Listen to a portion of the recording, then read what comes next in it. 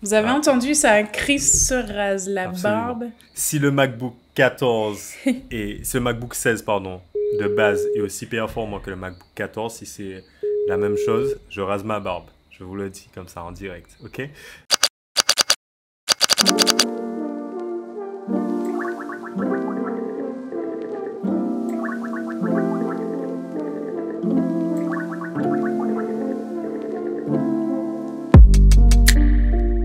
Yo, Barbara, ça va? Ouais, toi? Ouais, ouais. T'as pas l'air convaincu.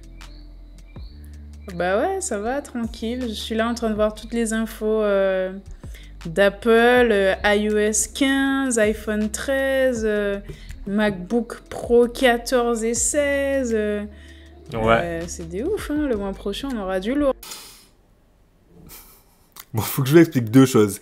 La première, vous voyez que mon image est un peu chelou. En fait, c'est la séquence d'intro, je l'ai enregistrée en focus manuel et j'ai oublié de remettre en autofocus. Donc, j'ai dû prendre une capture d'écran de Skype. Et voilà. Bon, bref, vous inquiétez pas, concentrez-vous sur Baven et ce sera mieux. Voilà. Deuxième chose, cette vidéo était tournée en toute fin du mois d'août, donc il est possible que certaines des rumeurs dont on parle aient déjà connu de nouveaux développements. Mais ça, c'est pas très grave non plus. Anyways, bon visionnage, likez la vidéo, et voilà. Ouais, il y a des masses de trucs. Mais justement, c'est pour ça que je t'appelais. Parce qu'en vrai, à partir du mois de septembre, ça va être blindé de everything Apple. Et je me suis dit que tu as peut-être une opinion sur ça. En tout cas, moi, ça m'intéresse de savoir ce que tu en penses. Le premier truc que j'ai besoin de savoir, en vrai, c'est est-ce que tu penses vraiment qu'il y aura autant d'événements Apple en septembre que ce qu'on raconte? Parce qu'apparemment, Gurman a dit qu'il y en aura plusieurs. John Prosser a dit qu'il pense qu'il y en aura peut-être 2 ou 3. What's your opinion on that? Et c'est exactement la question que j'allais te poser.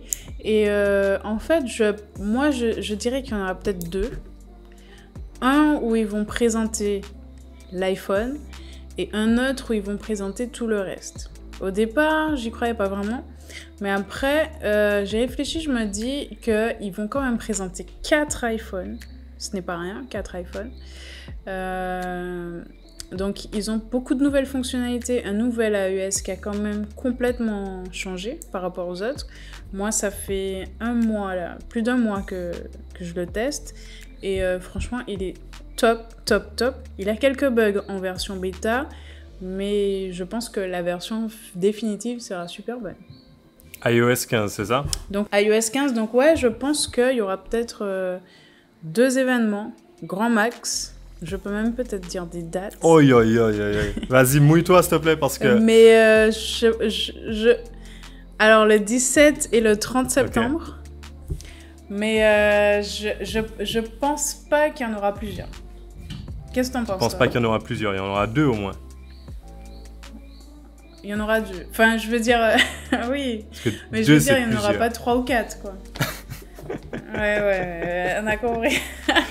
Non, mais... Il n'y en aura pas 3 ou 4. Je suis à peu près d'accord avec toi. Et j'ai la même analyse, en fait. Je pense effectivement qu'il y aura l'événement iPhone. De toute façon, c'est certain qu'il y aura l'événement iPhone. Et ça, tu vois, j'ai encore des questions pour toi dessus parce que l'événement iPhone, ça risque d'être n'importe quoi. Mais je pense qu'il y aura un événement iPhone et un événement pendant lequel ils vont certainement dévoiler un nouvel iPad mini qui devrait être redesigné. En tout cas, il y a des rumeurs à ce sujet. Et peut-être autre chose. Mais je ne pense pas que sur le deuxième événement de septembre, je ne pense pas qu'on verra les MacBook Pro 14 et puis MacBook Air qu'on attend depuis un petit moment. Je pense que ça va être comme classiquement sur un événement d'octobre, a priori. Mais pourquoi tu penses pas qu'il y aura des MacBooks? Parce que généralement, c'est la période à laquelle on les lance. Hein. Sinon, moi, j'ai une deuxième théorie. C'est peut-être qu'on va les lancer en octobre. Peut-être. Les MacBooks en octobre et tout le reste en septembre. Peut-être. Ça, c'est ma deuxième petite théorie. Mais moi, j'ai plus confiance dans ta deuxième petite théorie, tu vois. Je me dis que ça, c'est c'est crédible. Tu vois, c'est grave crédible. En fait, ce qu'Apple va certainement vouloir faire, c'est essayer occuper la scène médiatique, en fait, occuper tous les médias spécialisés en tech à partir du mois de septembre jusqu'au mois de novembre, voire décembre, à la période des fêtes où il y a énormément de dépenses.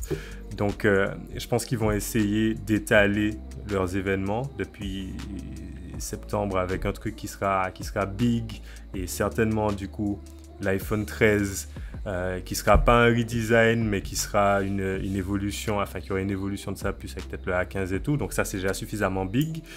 Et ensuite tu vas faire des trucs qui sont un peu moins big mais toujours assez intéressants, peut-être sur un deuxième événement, et puis au mois d'octobre revenir avec le truc que tout le monde attend et dont tout le monde va parler pendant peut-être un mois et demi, qui va être les nouveaux MacBook Pro et MacBook Air. Et ça, je pense qu'on en parlera pendant un moment.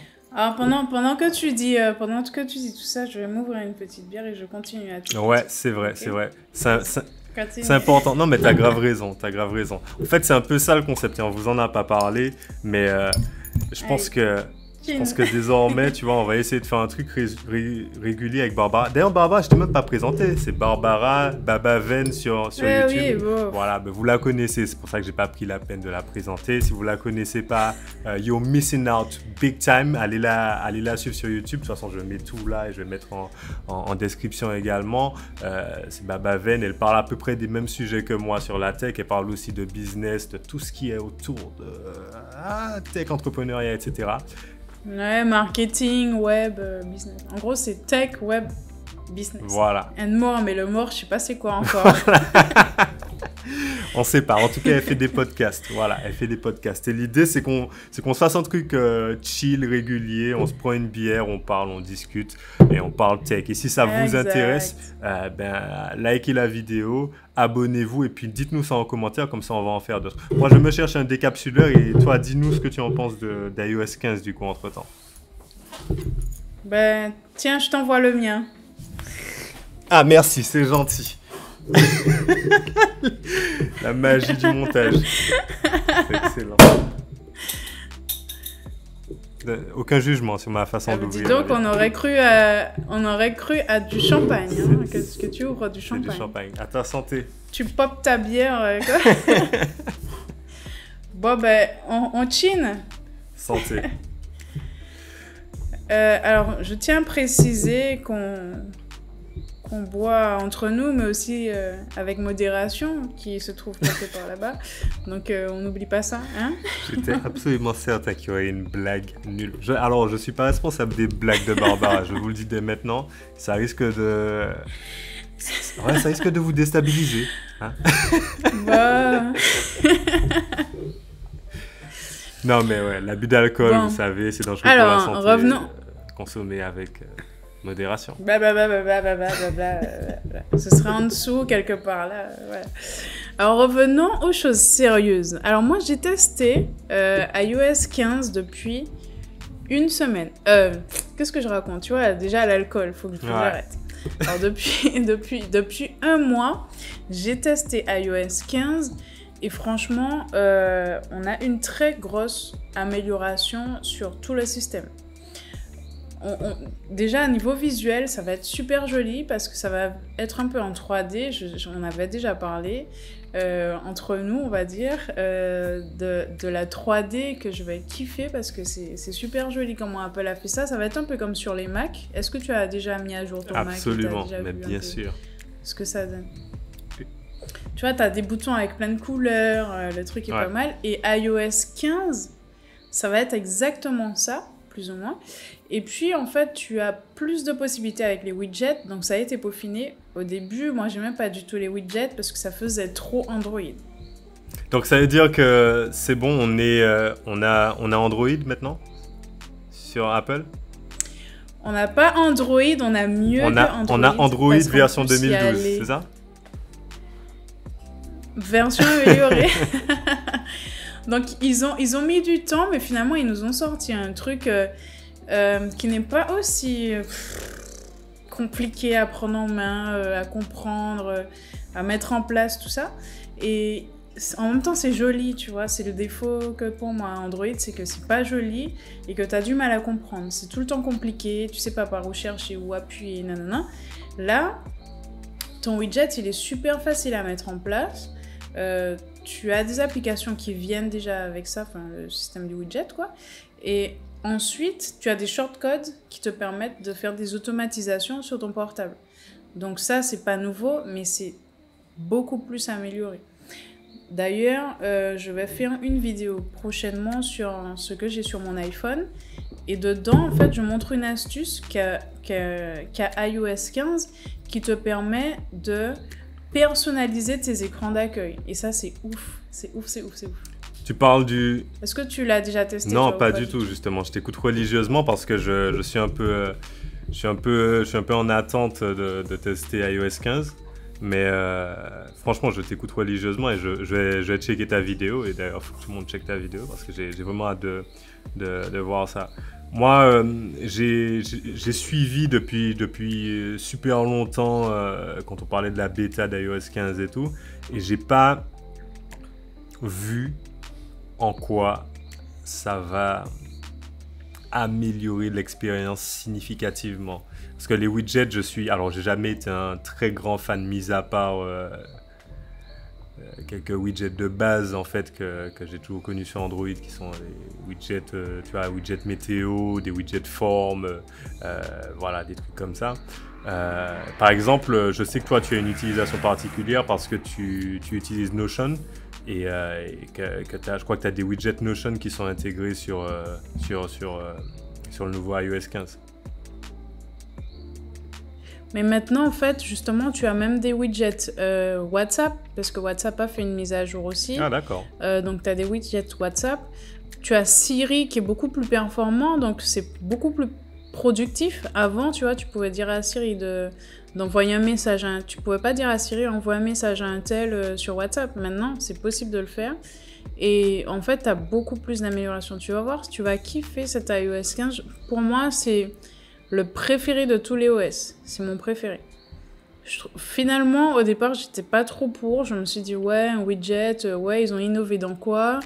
Ils sont en train de copier en 2021 sortir un truc qui était déjà sorti depuis longtemps. Mais finalement, non. Franchement, ça apporte un grand plus à l'utilisation. La fluidité, enfin tout est nickel. Ok, bon ben c'est cool. Et en fait, l'iOS 15, moi ce que j'ai toujours pensé, c'est qu'iOS 15 est sorti un petit peu en amont de l'iPhone, du prochain iPhone, justement pour préparer le terrain sur le nouvel iPhone. Et moi je m'attendais à des super fonctionnalités. Et apparemment, il n'y a pas d'énormes trucs. Mais le nouvel iPhone, du coup, lui, devrait pouvoir changer la donne fortement, tu vois. Apparemment, il y a plein de petits trucs qu'on attendait qui sont déjà sur tous les concurrents flagship Android qui jusqu'à maintenant n'étaient pas encore sur l'iPhone. Potentiellement un écran 120 Hz. Enfin, c'est quasiment plus de la rumeur. Maintenant, on est quasiment certain qu'il y aura un écran enfin 120 Hz sur l'iPhone. Le notch qui devrait toujours pas bouger, mais on devrait avoir une disposition un petit peu différente des capteurs devant. Il y a plein de petits trucs sympas. Apparemment, on aura plus de edge-to-edge. Moi, c'est ce que j'attends. Moi, il y a deux choses que j'attends. En fait, c'est que ce soit borderless, vraiment, un maximum borderless. Et deuxièmement, c'est que on puisse avoir une bonne réalité augmentée. Tu vois, que ça fonctionne de mieux en mieux. Ça, c'est un truc qui me plaît bien. Et puis, bien sûr, la batterie. Franchement, j'avais envie de parler de la réalité augmentée du LiDAR, mais on va parler de la batterie parce que c'est vraiment le sujet qui...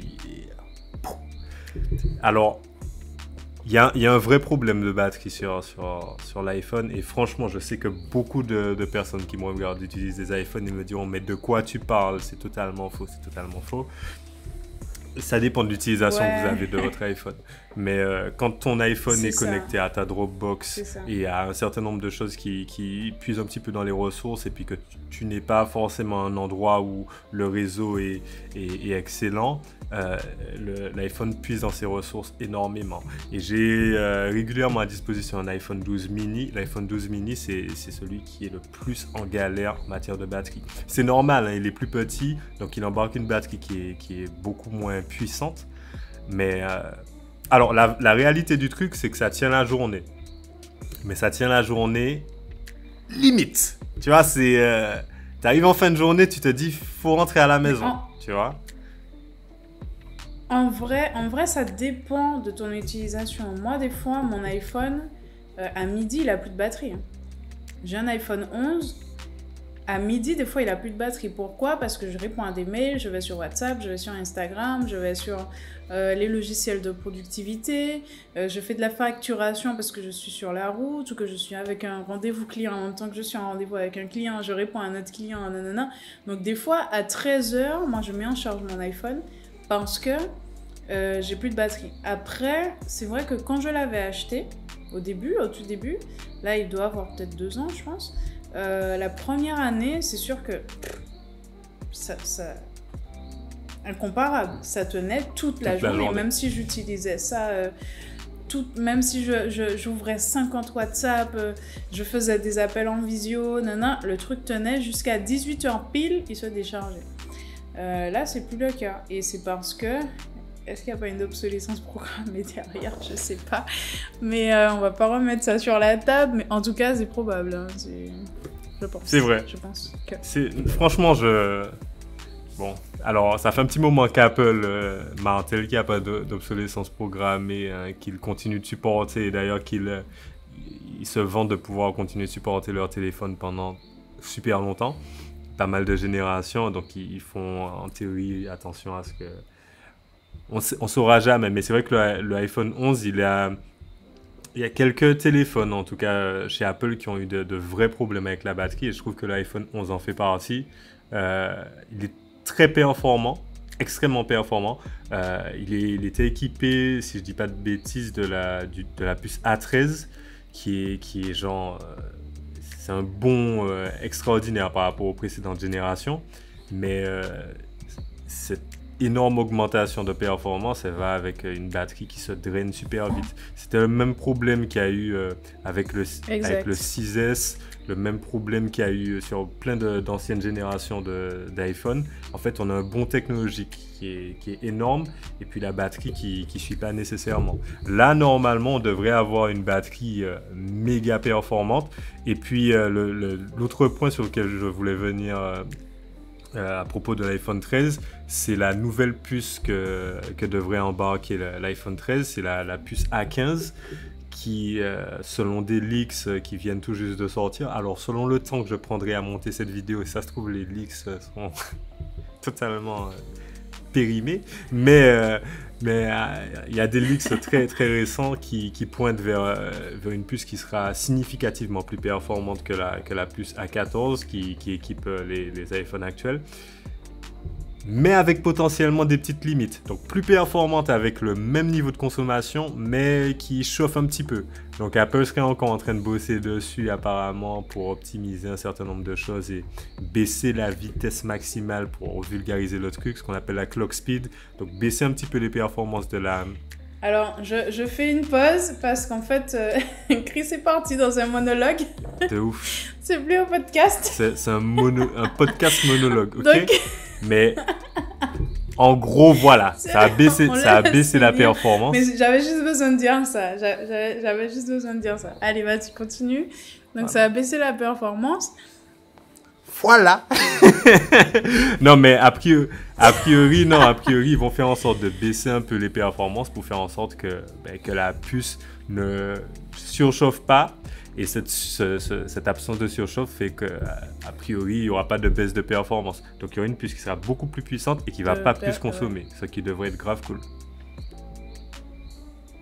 D'accord. Et qu'est-ce que tu penses des prochains iPads ou des prochains MacBooks? Moi, franchement, au niveau des MacBooks, le 14, il il me chauffe pas trop. Parce que je me dis, il y a déjà le nouvel iPad, l'iPad Pro en fait, qui est vraiment, vraiment, vraiment bien. D'ailleurs, j'ai hâte de l'avoir pour le tester, pour le mettre à l'épreuve vraiment comme il faut. Est-ce que ça vaut le coup d'avoir un MacBook Pro 14 ? Alors, me chauffe même pas sur ça, s'il te plaît. Ne me chauffe même pas sur ça, parce que... Pourquoi faire ? Le MacBook Pro 14, je pense que c'est le truc le plus attendu dans le monde de la tech depuis la 7S 3. C'est juste, c'est n'importe quoi. On en a besoin, en fait, du MacBook Pro 14. C'est tout. C'est juste, c'est un MacBook Pro 13. Tu en as Non, on en a tous besoin. C'est un MacBook Pro 13, en fait. C'est le format... Attends, je te freine. Tu as dit à tous tes followers qu'il fallait acheter un MacBook Air parce qu'il était au sommet. Donc, ça sert à quoi ? Ça sert à quoi d'avoir un MacBook Pro 14 ? Ben, ça sert à avoir une machine performante, encore plus performante. En fait, le MacBook Air... que j'ai recommandé à tout le monde et que je continue de recommander à tout le monde, c'est une super machine qui fait beaucoup de choses, qui est très performante, suffisamment performante pour la plupart des utilisateurs, vraiment. Mais si on a besoin d'un tout petit peu plus de performance, c'est pas le MacBook Pro 13 en tout cas qui va apporter ces performances supplémentaires. Au niveau, par exemple, graphique, on est toujours avec un niveau, une carte graphique intégrée qui est très performante sur un certain nombre de choses, mais qui n'est pas ultra performante, c'est-à-dire qu'on peut faire mieux. Déjà sur ça, on peut avoir quelque chose de plus performant sur le MacBook Pro 14, et puis le nouveau design du MacBook Pro 14, on aura un truc un peu plus moderne, un peu dans le délire de ce qu'on a sur l'iPad Pro et sur tous les nouveaux produits Apple. Enfin, tu peux pas me dire que ne serait-ce que le design, le nouveau langage de design d'Apple ne te parle pas, tu vois. Rien que pour ça. Franchement, j'aime bien. J'aime bien le petit carré, les petits propres. Par contre, est-ce que tu achètes? Moi, je trouve que c'est vrai que le design, c'est bien. Après, ce qui me plaît des nouveaux trucs qu'ils vont lancer, c'est que des nouvelles machines qu'ils vont lancer, c'est qu'a priori, on va rajouter plus de ports USB, enfin. Parce que ça, c'est vraiment la chose la plus utile dont on a besoin au quotidien. Et pour le reste, non. Je vois pas l'intérêt d'avoir un MacBook Pro 14. Ben ouais, moi je te dis plus de performance et je pense que c'est déjà un truc pas mal. Mais alors, ce dont tu parlais, le petit surplus de connectique là, ça c'est un vrai truc. Et d'ailleurs, je lâche une bombe de malade, mais je vais faire une vidéo à ce propos. Donc si vous êtes parmi les rares chanceux qui regardent cette vidéo, rares peut-être pas, vous serez peut-être nombreux, mais je pense que le prochain redesign du MacBook Air, donc pas le MacBook Air qui sortira certainement en octobre, mais le suivant, je pense qu'il n'aura aucun port.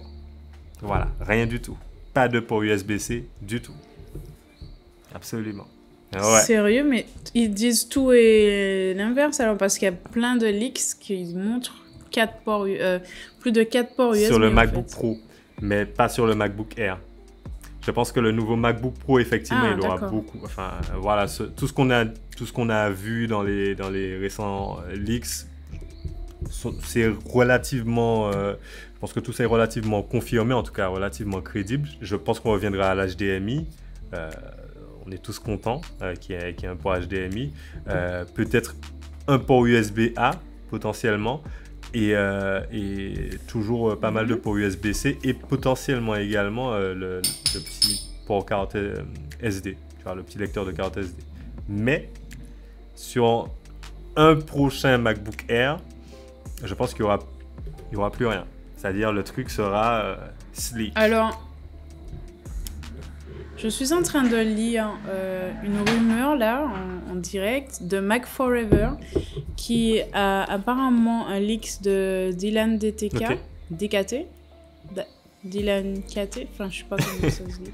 Ouais, Dylan. Et en fait, Dylan. Et en fait, il affirme que entre la machine MacBook Pro 14 et la 16, il y aura aucune différence de puissance.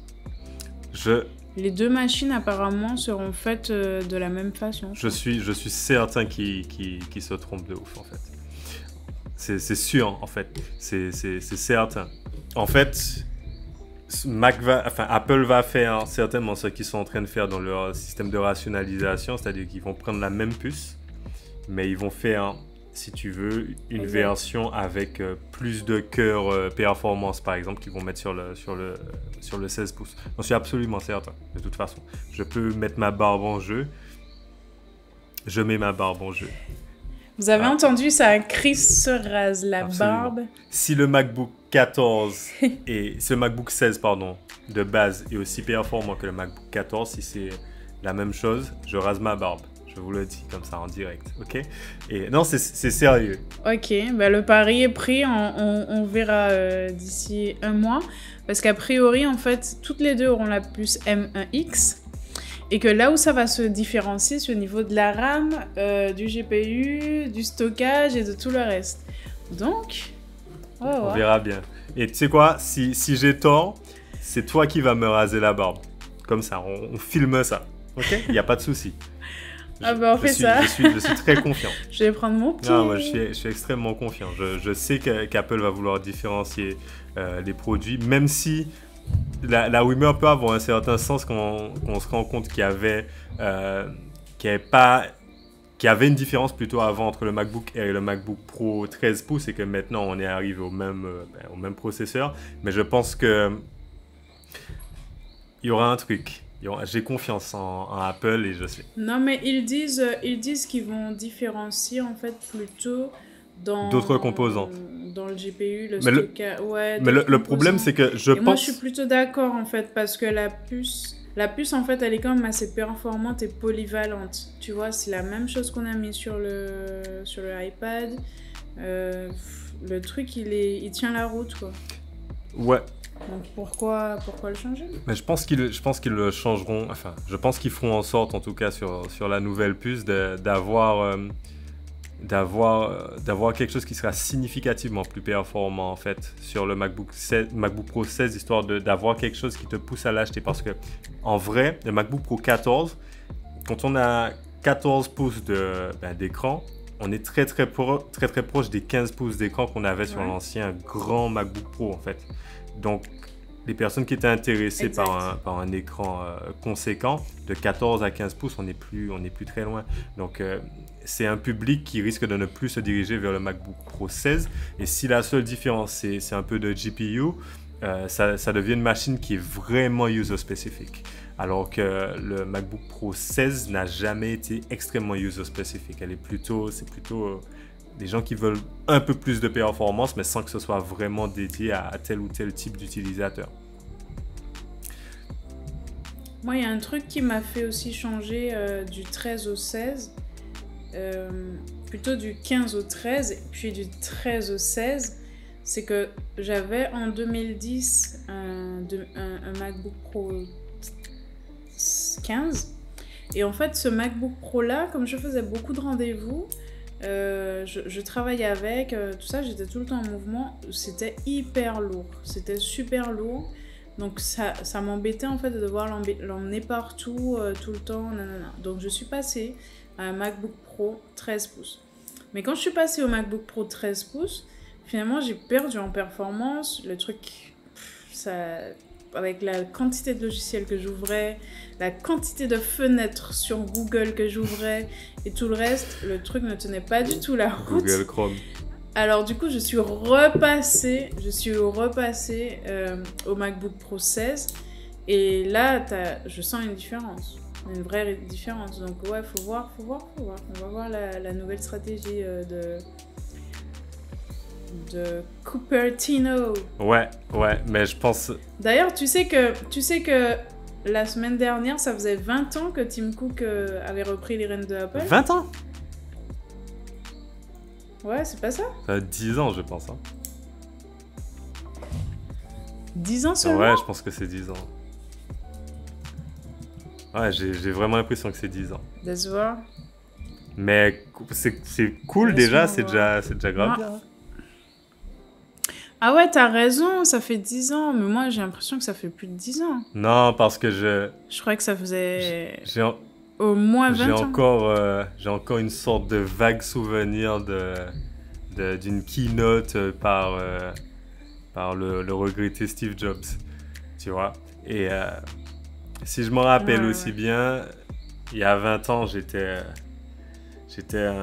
jeune, innocent et très peu équipé en matériel Apple, effectivement, à l'époque, à 10 ans.